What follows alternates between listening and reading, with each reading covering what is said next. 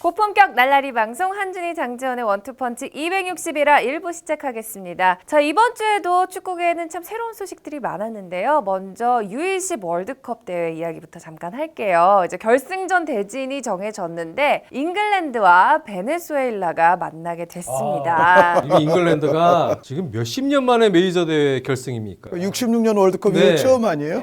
오늘 후반전 경기력은 이번 대회 가장 좋았고 분업이 또 잘 되더라고요. 잉글랜드가 밑에는 이제 잉글랜드 남부 쪽 런던 첼시 선수들 잘 막아주고 앞에는 북서부 머지사이드 선수들. 에버튼 선수들. 네. 오늘은 또 오조 선수까지. 놀랍게도 리버풀 갔거든요. 이제 리버풀, 에버튼 선수들. 네. 야, 그 분업이 잘 되더라고요. 잉글랜드는 그래도 월드컵 우승도 해봤고 또 뭐 4강도 가봤고 이제 그런 경력이라도 있는데 베네수엘라는 FIFA 대회에서 이렇게 결승 올라갔다는 것 자체가 축구 역사에 아주 한 획을 긋는 사건이기 때문에 베네수엘라 선수들의 또 결승전 정신력은 만만치 않을 것 같은데 제가 오늘 새벽에 A매치 중계하고 이라크전 그리고 베네수엘라 또 우루과이 연장 가고 나니까 저 지금 좀 멍멍해요. 자, 결과적으로는 이제 결승전에 올라갈 자격이 충분히 있는 두 나라가 이제 맞붙게 됐는데요. 자, 그리고 이번 시즌 비기어는 레알 마드리드에게로 네. 또 한 번 돌아갔습니다. 역사를 세웠어요. 그 4년 동안 3차례 챔피언스리그 우승은 현대 축구에서는 정말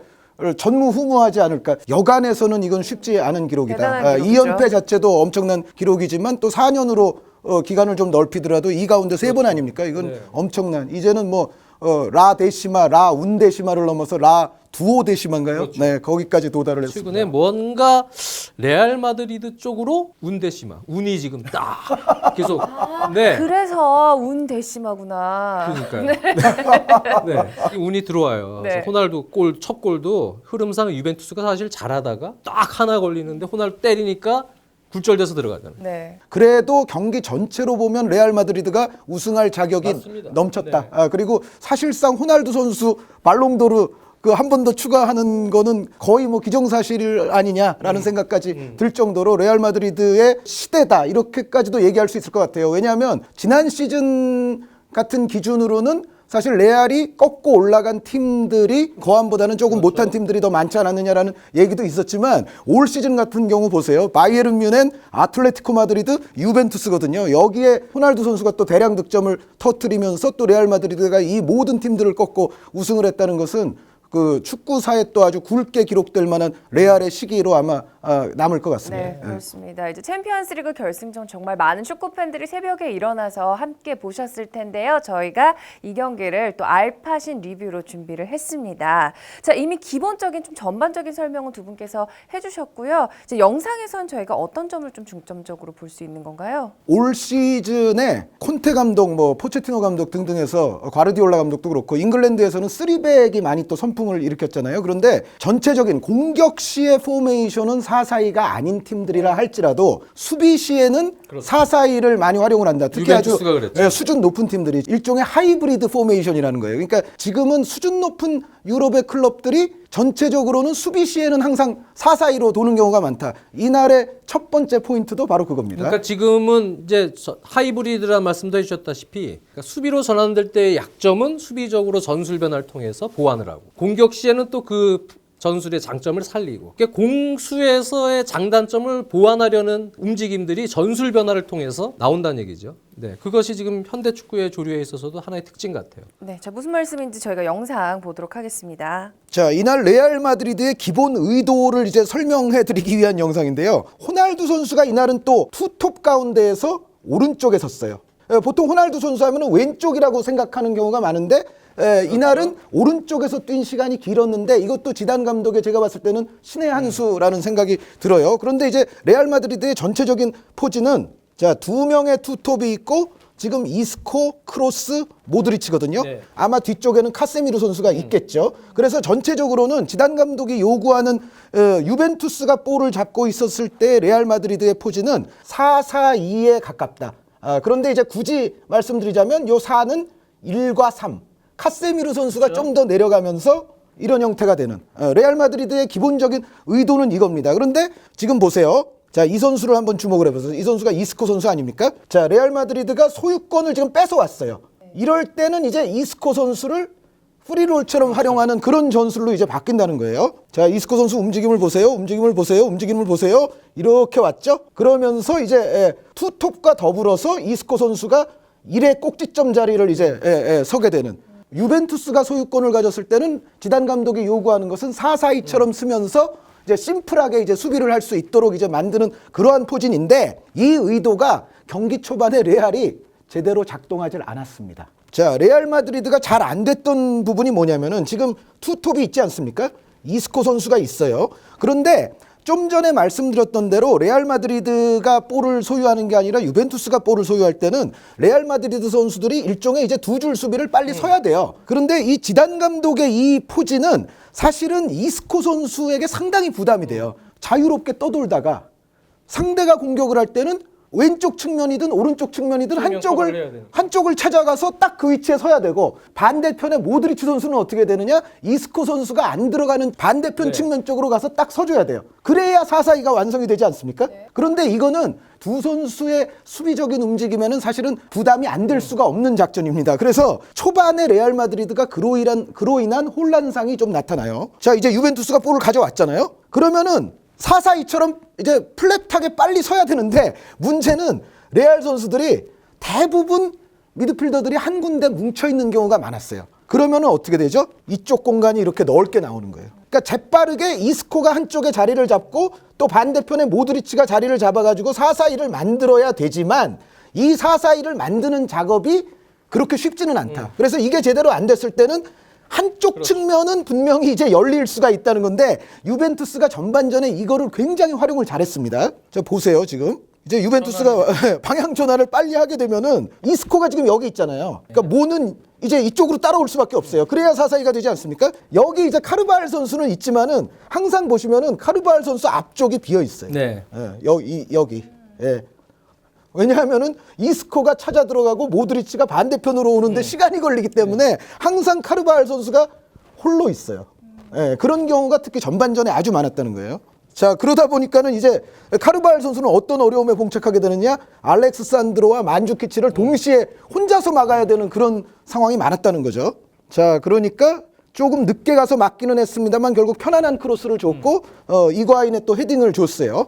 자, 이 상황에서도 이제 유벤투스가 이제 어떻게 하나 보세요. 이스코 선수가 지금 여기 있잖아요. 그러면은 반대편으로 이제 모드리치 선수가 빠르게 와서 사실 측면 커버를 해줘야 돼요. 그런데 이 움직임이 이스코도 인간이고 모드리치도 인간이기 때문에 빠르게 전광석화 같이 일어나질 않는데, 유벤투스는 계속 그 부위를 활용할 준비를 하고 있다는 거예요. 그러니까 후방에서 볼을 잡거나 반대편에서 볼을 잡아도 레알의 4-4-2가 아직 완결되기 이전에 비어있는 공간이 분명히 한쪽 측면에는 나오거든요. 유벤투스는 글로 가는 거예요. 자, 그런데 여기서는 이과인 선수가 사실은 저는 이쪽을 한번 활용을 하기를 바랬어요. 이쪽을 한번 활용을 하고 그 다음에 또 이과인 선수가 다른 공간으로 이제 움직일 때 뭔가 패스를 받아서 처리하는 그런 작전도 가능했을 텐데, 여기서는 사실은 활용은 하지 않고 이과인 선수가 직접 이제 날카로운 슈팅을 날리죠. 지금 보여드렸던 포인트는 측면이 비어 있다는 거. 레알이 그래서 초반에 좀 곤란했다는 거. 자, 그리고 레알이 전반전에 또 안 됐던 이유는 이 상황에서 아틀레티코 마드리드를 레알 마드리드가 괴멸시켰을 때, 그때 영웅이 이 선수 아닙니까? 이 선수가 아틀레티코의 바로 이 공간, 항상 우리가 두 줄 수비에서의 아주 포인트 공간이라고 얘기하는 수비 라인과 미드필드 라인 사이에 이 가운데 공간, 여기에 이스코 선수가 자주 침투를 해주면서 그 두 줄 수비의 교란을 일으켰던 게 이제 아틀레티코 마드리드 전이잖아요. 근데 문제는 지금 이날은 경기 초반부에 이스코 선수가 계속 뒤쪽으로 내려와서 크로스 모드리치 선수와 더불어서 같이 빌드업을 해줘요. 물론 이것이 빌드업상으로는 뭐 득이 될 수도 있습니다. 그런데 문제는 크로스와 모드리치가 있는데 사실 이스코가 이렇게까지 빌드업 초기부터 여기서 플레이를 한다는 거는 제가 봤을 때는 약간 인력 낭비예요. 그렇죠. 뭐 유벤투스의 수비가 의도적으로도 그랬을 수도 있습니다만, 이스코 선수를 위험 지역에서 아주 먼 쪽으로 밀어내는데 유벤투스가 성공을 했어요. 그러다 보니까는 유벤투스의 4-4-2 수비가 거의 흔들릴 일이 없어요. 자, 이스코가 여기 있으니까 지금 계속 제가 강조하는 거는 여기 아무도 없어요. 여기 아무도 없습니다. 이걸 제가 지금 강조하는 거예요. 자, 이스코 선수가 낮은 데 있다 보니까 이제 크로스 선수가 뭐 들어가 보려고 하지만 볼은 계속 또 뒤에서 놀아요. 전혀 연동성이 없어요. 자, 그러다 보니까는 레알은 결국 어떤 걸 선택하느냐? 이 사이 공간이 공략이 안 되면은 결국은 이렇게 가는 수밖에 없거든요. 근데 그거는 유벤투스가 바라는 바예요. 아, 그런 공격? 아, 우리는 유벤투스야. 그런 공격은 우리가 항상 막아낼 수 있어. 라는 자신감이 있는 거죠. 자, 측면에서의 유벤투스의 아주 커버 플레이, 협력 수비, 그리고 설사 크로스가 들어오더라도 또 중앙 쪽에서 키엘리니 선수 등이 또 막아내는. 지금도 보세요. 자, 투톱은 여기가 있고 4-4-2에서 이 공간이 또 무 아닙니까? 아무도 없어요. 이스코 선수 어디 있어요 지금? 여기 있네요, 여기. 그러니까 이스코, 크로스, 모드리치가 다 여기 있어요.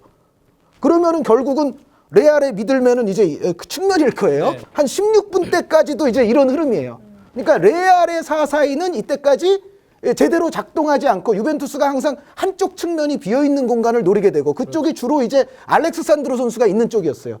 그리고 반면에 레알의 공격 시에는 이스코가 상대의 약점 공간을 공략하러 들어가질 않아요. 자꾸 뒤에 나와 있어요. 그러다 보니까는 유벤투스가 좋은 경기가 될 수밖에 없다는 거예요. 근데 사실 경기 초반에 16분까지의 흐름입니다만 유벤투스가 풀어나오는 것도 아주 조직적으로 잘 풀어나오더라고요. 그런데 이제 이런 분위기에서 사실은 좋은 날카로운 역습이 들어갔어야 되는데 그렇게까지 또 유벤투스가 확실한 마무리까지 갈 수 있는 루트도 별로 없었어요. 그래서 그 부분이 유벤투스로서는 결과론적인 부분이 조금 아쉽지 않나. 네. 그러니까 전반전 특히 전반전 잘했는데 초중반까지 초중반까지 전술적으로 레알 마드리드는 약간 삐끗하고 그렇죠. 있었고 유벤투스는 완벽하게 돌아갔거든요. 네. 근데 거기서 선제골을 오히려 잃게 됩니다. 지금 여기서 제가 봤을 때는 두 가지가 유벤투스가 조금 아쉬웠어요. 이제 말씀을 드릴게요. 자, 모드리치 선수가 역시 이런 장면에서는 아주 강합니다. 자, 여기서 이제 두 가지가 아쉬워요. 이 선수와 이 선수입니다.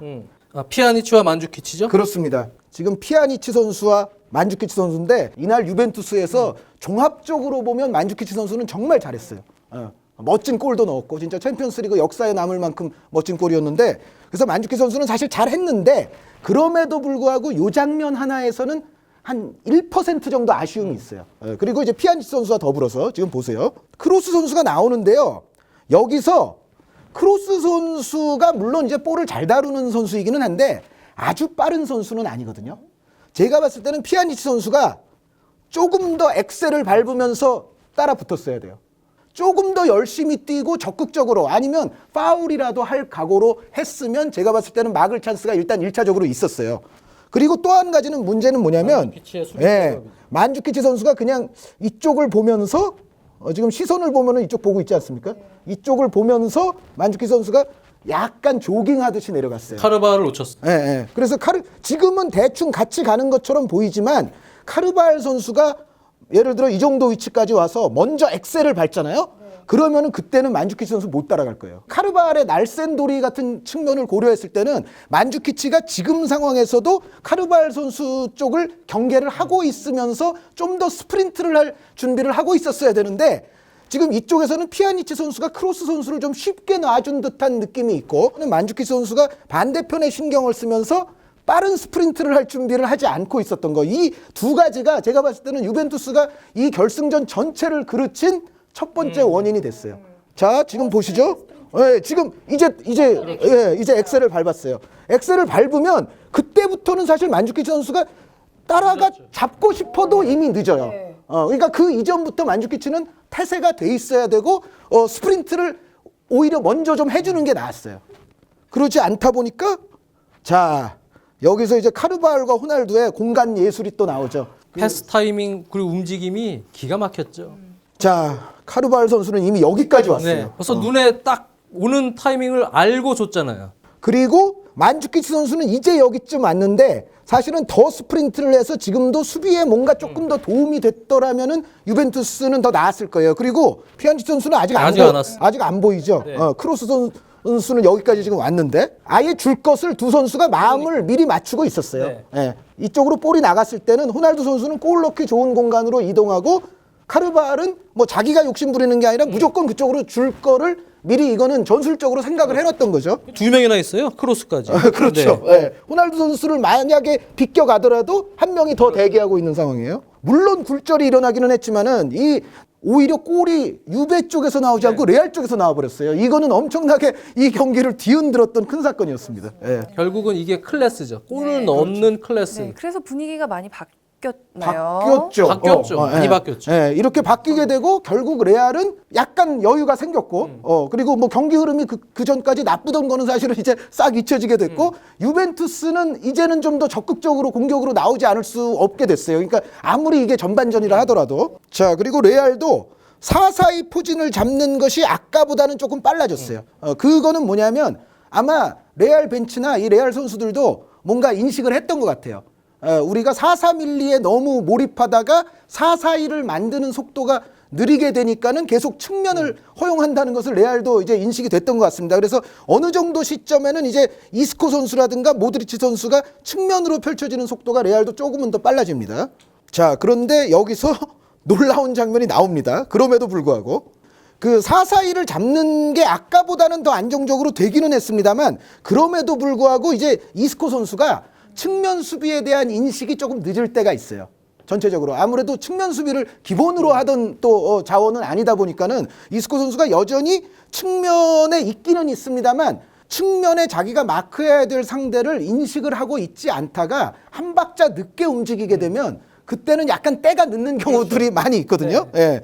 하나씩 이제 도미노처럼 무너지는 거죠.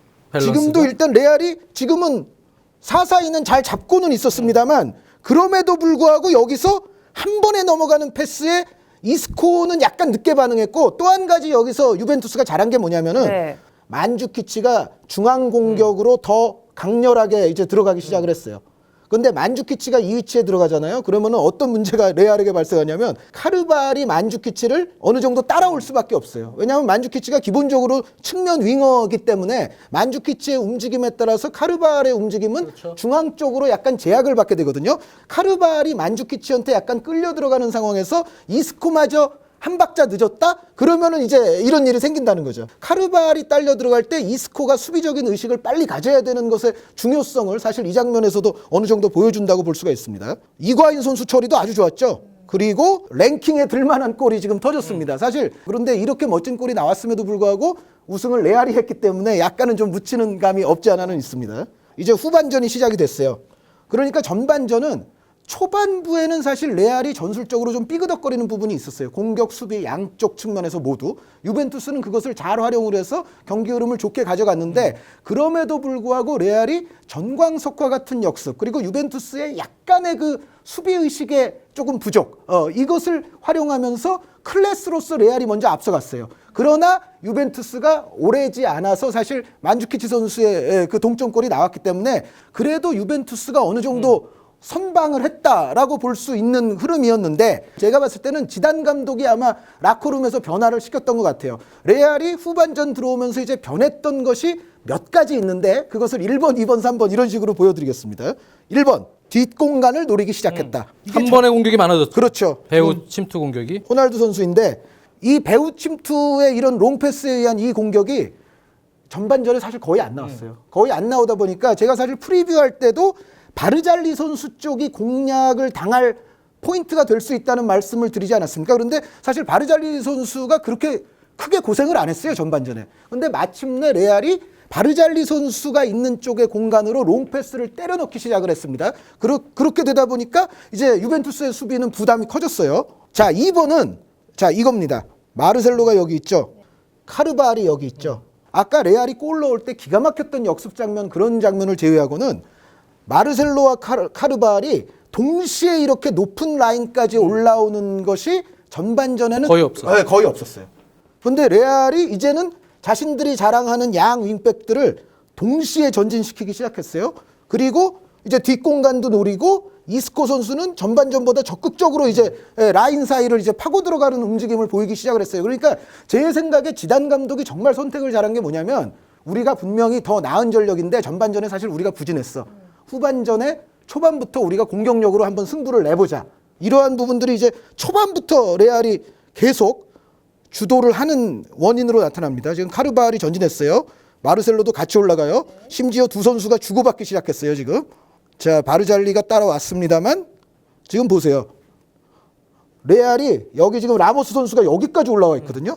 그리고 지금 하나, 둘, 셋, 넷, 다섯, 여섯, 7명이 지금 공격을 하고 있어요. 전반전에는 사실 레알이 이 정도로까지 적극적으로 앞선으로 다들 나오는 장면들이 많지 않았거든요. 그런데 지금 50분대에 접어들어서는 이게 아주 극도로 나타납니다. 극도로 나타나면서 점유율을 거의 다 레알이 가져가고 세컨볼도 거의 다 레알이 가져가고 그런 상황이 이제 계속 이제 흐름이 연결이 돼요.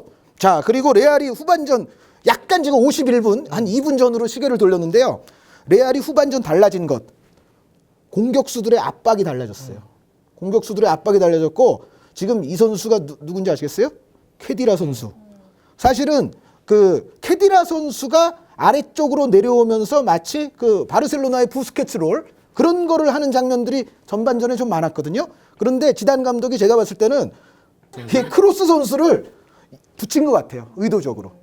이제 전반전에 유벤투스가 빌드업 할 때 하는 지금 차원이 다른 압박을 레알에게 받고 있습니다.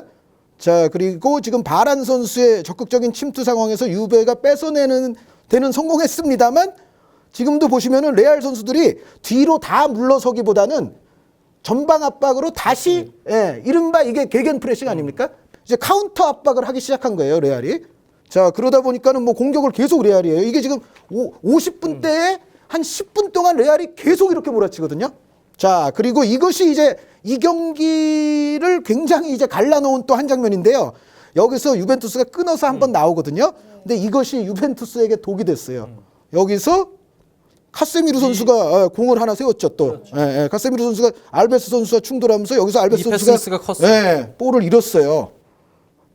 자, 그리고 나서 이제 계속된 레알의 공격 장면. 알베스 있던 위치에 수비가 그렇죠. 줄었죠. 게다가 이제 사실 알베스 선수가 이쪽을 좀 막아줬으면 좋았는데 그것이 또 이제 지금 무효가 된 상황이에요. 자, 여기서 크로스의 1차 슈팅이 나왔지만 받치고 있던 카세미르의 슈팅이 케디라에게 좀 걸렸었죠. 네. 케디라에게 좀 맞고 들어가기는 했습니다만 레알 마드리드가 지금 보여드린 것처럼 한 50분경부터 60분경까지 지속적인 카운터 프레스, 이른바 개겐 프레싱을 활용을 하면서 계속 유벤투스를 몰아붙였거든요. 그 결과가 지금 카세미르의 이 골로 결국은 나타났다. 그러니까 이 카세미르의 골이 뭐 단지 그냥 들어간 게 아니라 제가 봤을 때는 레알의 지단 감독이 후반전 시작하자마자 전술을 바꿨고 그 전술을 한 15분 동안 계속 시행한 결과물이 바로 이 카세미르의 골이다. 그러니까 레알 입장에서는 제가 봤을 때는 자격이 충분한 골이라는 생각이에요. 자, 그리고 카운터 프레싱. 그리고 지금 그게 몇 분 안 됐어요. 지금 63분이니까. 레알이 2대1로 앞서고 나서도 말씀드렸던 카운터 프레스를 계속 가했어요. 지금도 보세요. 지금도 유베가 뺏었는데 모드리치가 벌써 프레싱을 가할 준비를 하고 있었어요. 자, 여기서 또 뺏어냈습니다. 그리고 자, 이 공간 찾아 들어가는 거 보세요, 이제. 자, 이 모드리치의 패스에 이은 호날두의 이 한 방으로 사실상 이제 3대1이 되면서 이후에 뭐 콰드라도 선수의 퇴장도 나오고 또 상황이 있었습니다만 제가 봤을 때는 이 63분에 사실상 이 결승전이 막을 내렸다. 결국 유럽의 챔피언 두오 대심하는 레알 마드리드의 품으로 갔습니다. 네, 운이 많이 따랐던. 아니, 운이라기보다는 네. 지단의 전술의 승리예요. 맞아요. 그러니까 유벤투스가 이렇게 많은 실점, 3실점을 하는 경우가 극히 드문데 강력한 레알 마드리드의 변화, 후반전 변화를 감당하지 못했던 부분, 거기에 이어진 실수가 결국 이런 실점의 원인이 되지 않았나 이렇게 생각을 하네요. 네, 그렇습니다. 뭐 말씀하신 대로 감당을 하지 못했던 유벤투스가 이제 비기어를 레알 마드리드한테 내줬는데요. 자, 여기서 또 빠질 수 없는 질문이 자, 이 호날두 선수가 이제 발롱도르 수상이 뭐 거의 확실화됐다 이런 얘기가 있잖아요. 네, 저는 뭐 99.9, 네. 100%에 가깝다고 자, 이 봐요. 호날두는 얼마나 대단한 선수일지 2부에서 다시 찾아뵙도록 2부에서 하겠습니다. 그래요? 네. 자, 1부 여기서 마치도록 하고요. 제가 말씀드린 2부 주제로 다시 찾아오도록 할게요.